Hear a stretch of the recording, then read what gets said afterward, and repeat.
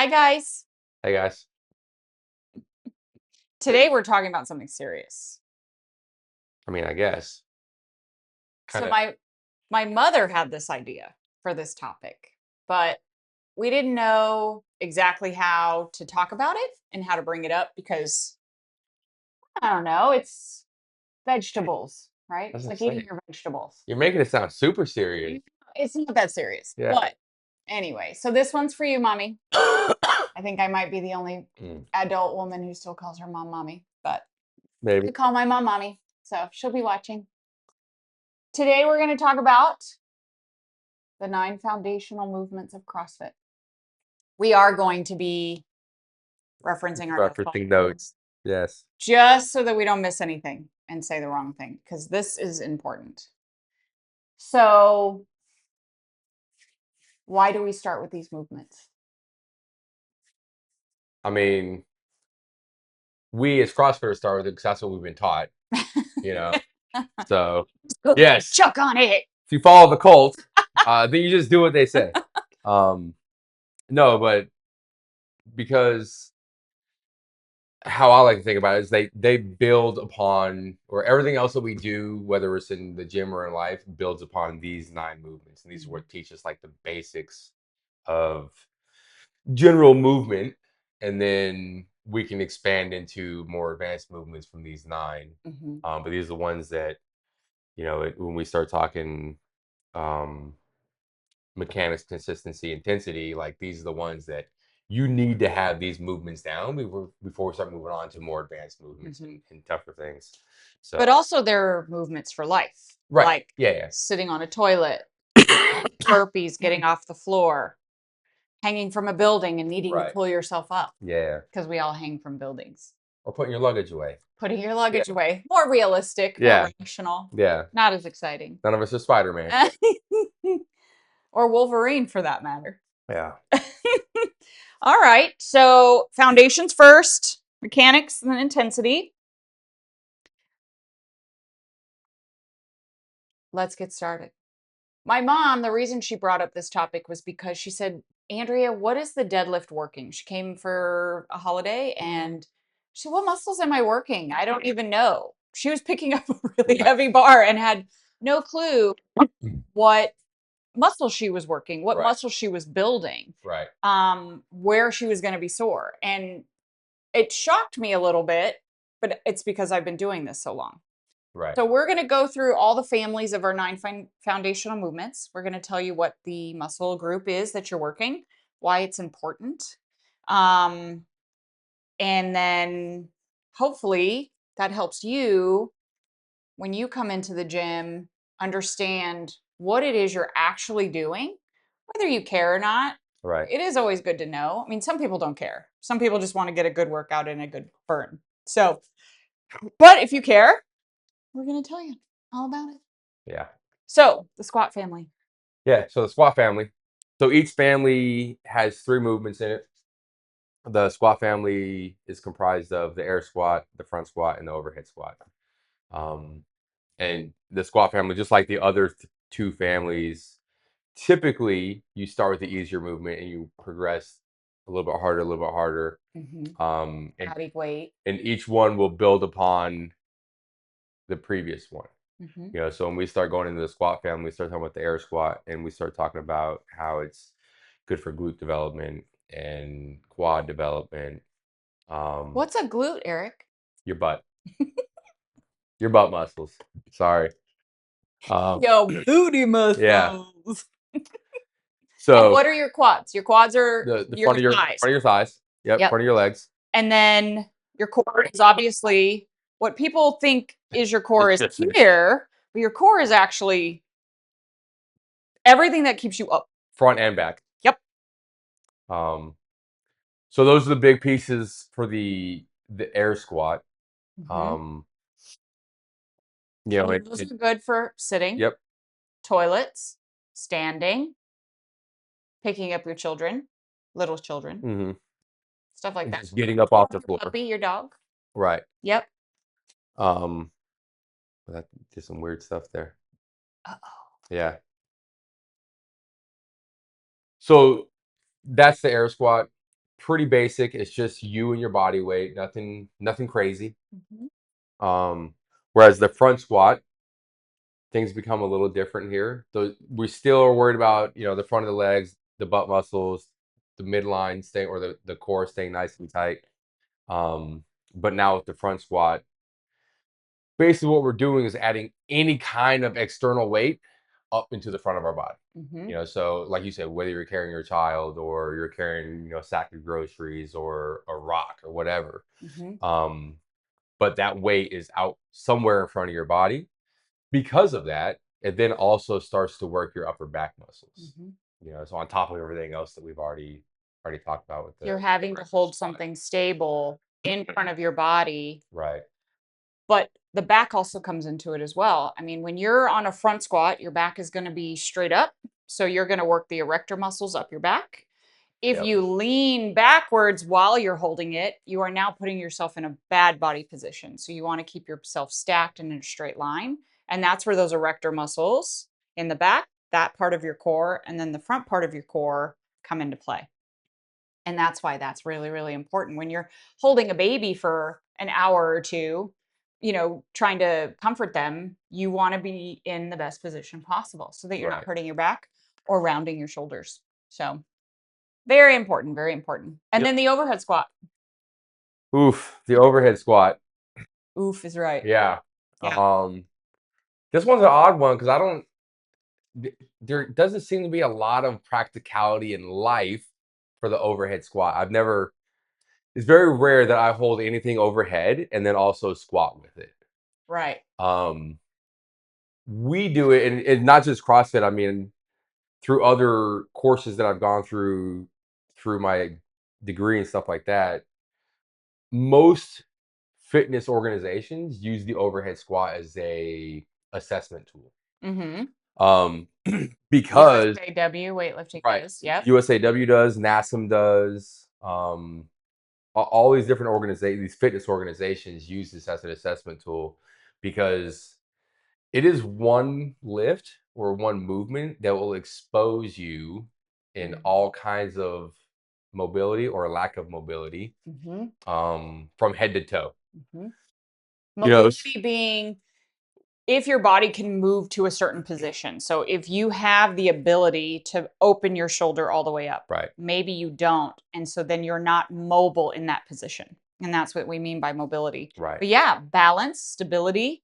Can you hold a weight overhead while maintaining control of your core hmm, and then squatting down below parallel? right, And I think it's fair to also explain that in CrossFit, our whole basis for building your core and why the core is more than just this, your abs, is that we want your whole body involved. So any movement that you're going to do, your core is involved. So we say core to extremity. So core to arm or core to leg being your extremities. That's what we mean. We want to be able to control the limbs through the rest of our body. right. So with the overhead squat, all of that comes together in a beautiful. I love the overhead squat. It's my favorite movement. One of them, besides the snatch. I guess they go together. Yeah, I was gonna say I love it. that's just a dynamic overhead squat. Yeah. Yeah. So we've got the squats. Yep. Now we're going into the presses. Yeah. I don't like the presses so much. See, I do. I like push jerks a lot and Yeah. split jerks, love them. Now that once you figure out how to do them, they're amazing. Yeah. But a strict press, I'm a girl. I don't like strict press. Yeah. Well, I mean, strict presses are tough because we all feel super weak in a strict press. Mm-hmm. So You're not getting any oomph. no. Um, yeah, so the press family. So now we have the strict press. Some of is just the military press, whatever you want to call it. Um, so the strict press, the push press, where we can use our legs to give us a little added oomph to get the bar off the shoulders and get the bar moving The overhead. technical term oomph. Yeah, very technical. And then the last one, the push jerk, where once we get that thing flying overhead and we still realize, oh boy, this is heavy. Now I can dart under, get it with some locked out arms, and then just use my legs to stand it up. Mhm. Um, So for the shoulder press, it's arms and core, right? Shoulders, biceps, triceps. triceps, yeah, So biceps, triceps, core, pressing overhead, keeping your body in line with the arms, or keeping your arms in line with the head, and then coming back down. yeah, Same thing with the push press, except now you're getting the hip involved. You're extending the hip, or you're umphing or jumping to get the bar to lift off of your chest or lift off of your shoulders a little bit so that you can press overhead again using all the same muscles. And then with the push jerk, it's the dip to get that oomph, the extension of your hips, so like a stand or a jump, and then shoving that bar, sending the bar in motion upwards while you catch underneath. So you're using your whole shoulder girdle, you're using your scap, you're using the core still. I mean, the core is always going to be involved. But that hip moving power, generating power through the floor, up through your arms, so right. that you can press that bar overhead. It's like magic and physics all together in one. Yeah, once you have the movement down, Right. yes. Um, It is amazing how hard it is to figure that out, though. right. Extend the hips first, punch, And and then you have to reverse that. catch underneath. Yeah. You have to get just underneath it so that it catches on your shoulders. Putting those three things together is very hard Yes. for people. Yeah. But then when you see it, when it finally clicks for them, Yes, it is pretty it's a cool. beautiful thing. Yeah, it is It's a pretty beautiful cool. thing. Um, so what do we use all these presses for? Like, why does this matter to us in a daily life? Like, if you're not a gym goer. I think for men, it's throwing their kids in the air, putting luggage in a Yeah. airplane overhead compartment. For me, it's reaching my cabinets Mm-hmm. because I'm short. What else? It's putting paddle boards on top of your car, Maddie. Yeah. It's anything like that that you might need, but it also translates. We were talking about this before. Right. It translates to also being upside down, which we do a Right. lot. Yeah. Yeah. Handstand push-ups. I don't know how many people are doing handstand push-ups on regular life, but CrossFit, we do handstand push-ups. That's right. Um, The occasional freestanding shoulder tap. We just had those in class the other day. how many people are actually doing that? Oh, we Did had you do those? yeah. Oh my I got gosh. 100. What's up? Oh, see, that's what's up. Mm-hmm. I feel like he says that a lot. That is what's up. That's what's up. Uh, Cool. So the press family. Yeah, and I think the other thing, especially when you start getting into like the push jerk side of the pressing side, um, because there is so much movement and so much coordination involved with that, it just helps build some athleticism and and the understanding of how to move all these different body parts and change direction quickly and Mm-hmm. and still stay balanced and coordinated and accurate with your movement so you don't lose the bar overhead. Yeah. So Or to be like Superman, throw a car at somebody. yeah. I mean, we all could do that. Okay. Mm, So the next family, the pull family, yeah. This one always messes me up. because it doesn't seem like a pull. Well, yeah, it seems like none of them go together. It's like Yeah. where the other ones are not a nice natural progression. Right. Um, trying not to cough into the mic. Yeah. So for the pull family, we have the deadlift, the sumo deadlift high pull, um, and then the medicine ball clean.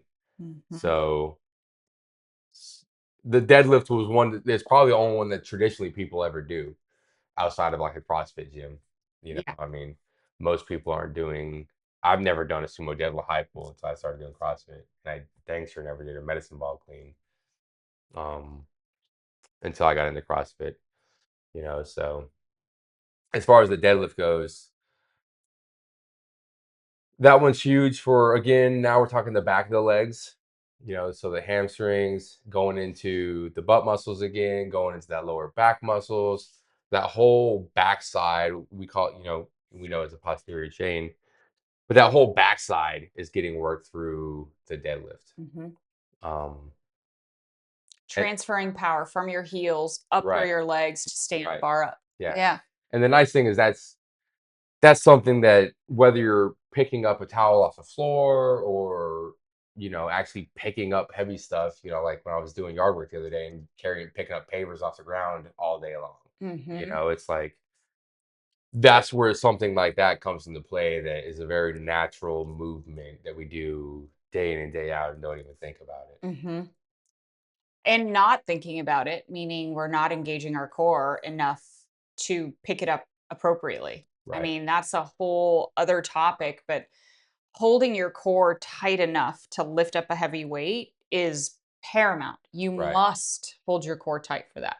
right, Like, think about right before you take a picture, everybody goes, it's similar to that. It's a little bit more nuanced, but it's similar to that. You want to be able to engage that core before you pick up the weight.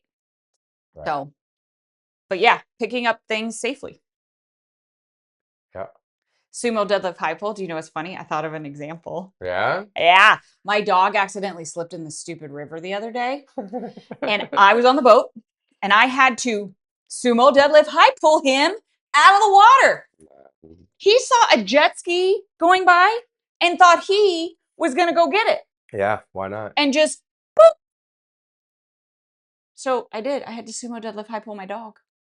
All right, well, Yeah, I'm it not a boat worked. owner, so I don't have to worry about that. Well, but you do have your own bowling gear. So What does that have to do with anything? Oh my you lord. do have cool stuff. That was just out of nowhere. But so super deadlift high pull is very similar, right? So you've got the posterior chain, glutes, hamstrings, core, back. Yep. But now you're taking extra hip power and you're using your arms and you're bringing the barbell up. Elbows are going to be high and outside. Mhm. So you're going to engage your shoulders, your triceps, and all of that Yep. good stuff. Some more upper back stuff. hmm What's funny is I think of pull as like pull, Right. but you're pulling off the floor as opposed to pushing Right. bench press or the presses. Push pull being, I mean, the push and the press, it depends. Like, are you talking press here or push here? Or are you talking push and press here? So Right. I think sometimes that can get confusing for people. Yeah. But in the same way with the pulling, you're pulling off the floor. But that transfers to pull ups hmm and ring rows and Yeah. rope climbs. So the pulling can go there as well. Right. Yep. Yeah. And then we Yeah. have the med ball clean, Oof. which is a very basic foundational movement you learn in level 1, but we don't And really then do you it that almost much. never do it. Yeah. Yeah. Yeah. It's I mean, that if that doesn't teach you the extension before the catch, I don't know what does. well, and I think that's the only reason we really do it, because it's so much easier to teach that movement with a medicine ball Mhm. versus a barbell. Mhm. It's a 14 or 20-pound medicine ball. It's super easy to teach that movement, to go from the ground to explosively opening your hips to receiving the ball and squatting. Yeah. Versus, like, okay, now we're gonna put a barbell in your hand, which is already intimidating for some people. Mhm. And they're like, okay, now we're gonna do this somewhat complex movement and go. Yeah. So you're right, because I think all the years I've been doing CrossFit, I've maybe have done 5 workouts with a medicine ball clean in it. Mine have always been at my certs. I think Cap had one a few months ago, but You're right, they did. We did but that. I do know this, like, anytime I've had it in a workout, I've always regretted it. It's always been like, Mm. "Oh my gosh, my legs Yeah. are smoked." Because you're forced to extend. Otherwise, you look like a You're goof. forced to extend, you're forced to get into a squat quickly. Mhm. There's just like like the push jerk, there's just a lot of movement going on. Mhm. So again, it's building that athleticism while also teaching you how to get into those positions for, clean or snatch or any of the Mhm. Olympic lifts later down the road. Mhm. Um, And that involves the hips, the arms, the shoulders, the traps. The traps being these lovely things here that you'll see guys have. those They look shoulder to neck muscles. so dope when they go "Rrr," and they look like Hulk. Anyway, so something that I Or didn't think of, stripes. something that I wanted to talk about, and I just remembered, and I wrote myself a little note here. Why don't we do isolated movements? Why don't we all have a class where all we're doing is barbell curls or bench or dumbbell curls or leg presses or whatever? Why don't we do that? Why do you think we don't do that? I I think I know why you know, but Yeah, because CrossFit is built on functional movement, right? So like by definition, functional movement involves more than one joint. So if I sit there on a preacher curl and I just do this, all I'm moving is my elbow joint. Mhm. And I'm And when really would you use that in real life? not very often. Like almost it's so hard to find like an isolated muscle movement in real life, Mhm. which is why CrossFit doesn't teach that, which is why we teach.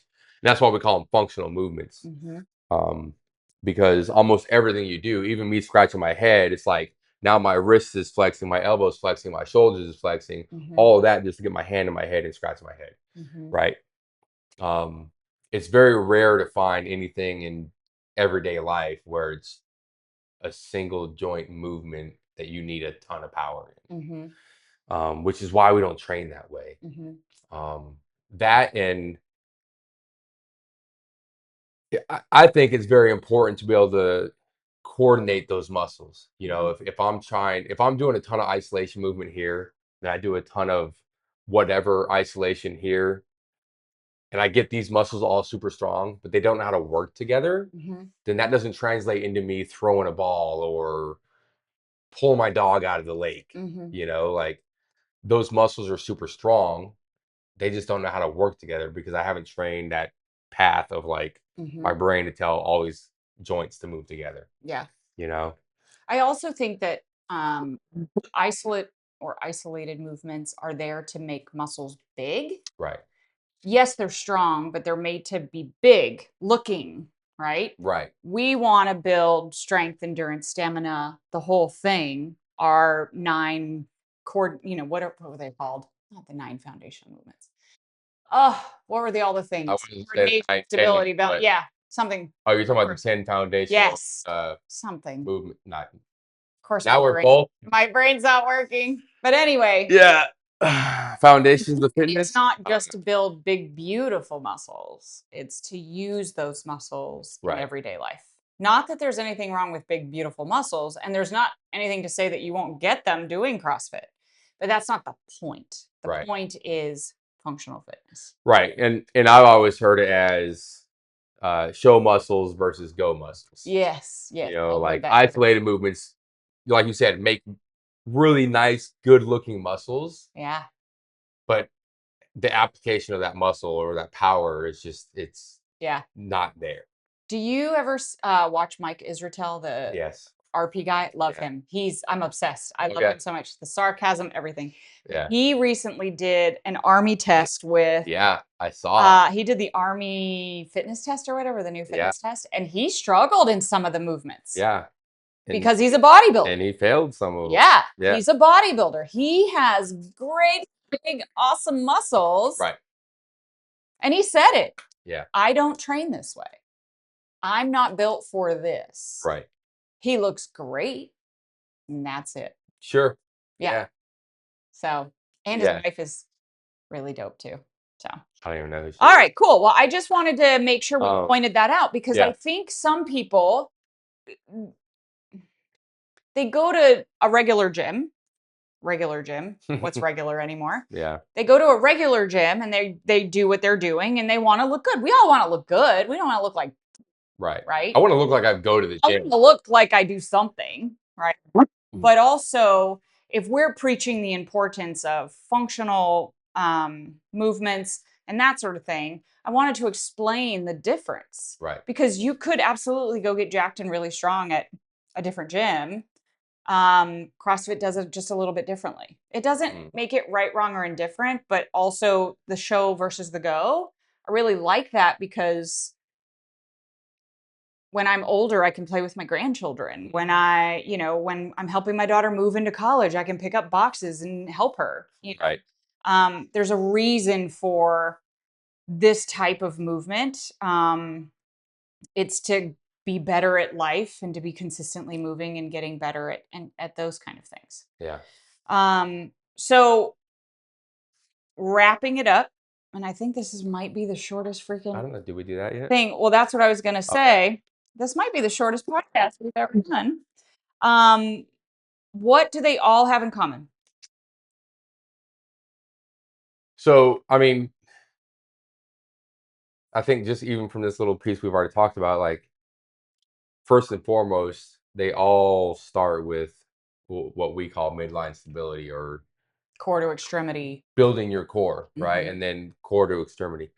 If you can have the strongest back and butt and hamstrings in the world, but if you don't know how to brace that midline, your deadlift's gonna be trash. Mhm. So that's a huge one for all the movements, and that's something we always teach, is like, okay, midline stability, now let's get into the actual movement. Mhm.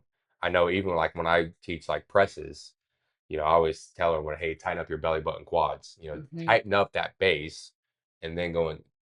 None of those have anything to do with just a strict press, Mhm. but But you they can't, do. but you can't strict press out of a soft You foundation. got a jelly belly. Right. So Mhm. midline stability, like you said, quarter extremity.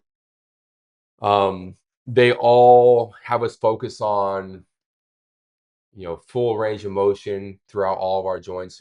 Like, I know your pet peeve for squats is like hip crease below the knees, because that's what CrossFit teaches, and because we want you to use the entire range Mhm. of those joints. Mhm.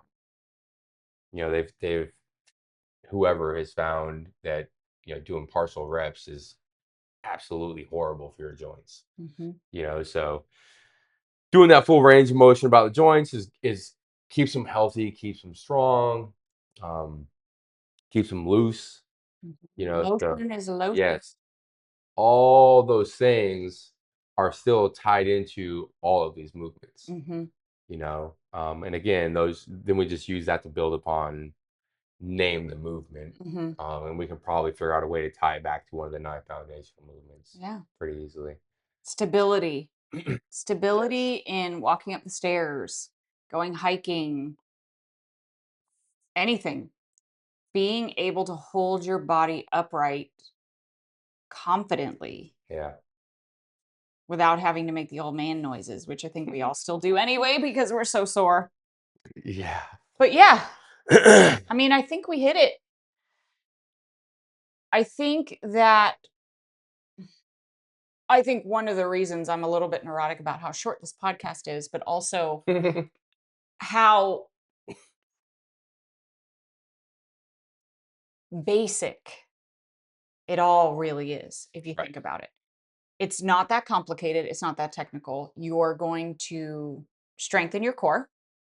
You're going to be able to transfer power from your body upwards, downwards, outwards, whatever you need. Mhm. And you're going to be able to be functional in your life every day, Right. right? Whether it's putting in a new patio or playing with your grandkids or having to help somebody in an airport get their luggage out of the overhead bin, running to your next flight, even, Yeah. Been there. whenever I think about farmers carries, whenever we do those, I think about having to run in an Right. Having airport a with hustle. all your gear, Yeah. you know, um, or even EMS running to a patient with all your gear. It's the same kind of thing. So, hopefully this was educational. If you guys want to know more, if you want deeper dives into specific movements, we can absolutely do that. Yeah. Um, what kind of things do you guys want to know about? What movement do you love, hate that you're like, I don't even know why we do that. Why do we bother doing that? we could help you. We could answer that question. Yeah. Yeah. We have 50 whole subscribers now. Oh, We we're over are. that now. Are we? Yeah. We're What are like we at now? 53 or 4 last time I looked. Really? We're blowing up. 54. Yeah. We are running a promotion between now and the end of June, which you've got like what, 6 days Yeah. left or something like Less that. than a week now. If you subscribe and you're a member of the gym, you win a prize. Make sure to Not like. everyone that subscribes. No, just members of the gym. I said that. Members of the gym. If you subscribe and you're a member of the gym, you can win a prize. Potentially, one person will win. Yeah, I was gonna say you made it sound like Let me everyone say that that. subscribes, One person will win a all prize. 50 of you are gonna win something. Share this Yeah. with your friends. Maybe they can have a better idea of what CrossFit is all about, or CrossFit is all about. And then we'll see you on the next one. Yeah. And if you guys have any, like she said, if you got anything you want us to talk about, We got ladies' night let us coming know. up this month. Ladies, costume is anything but the gym. It's going to be a riot. It was last year. Come prepared. We'll Yeah. figure out how to get you home if we need to. And that's it. Bye. See you guys.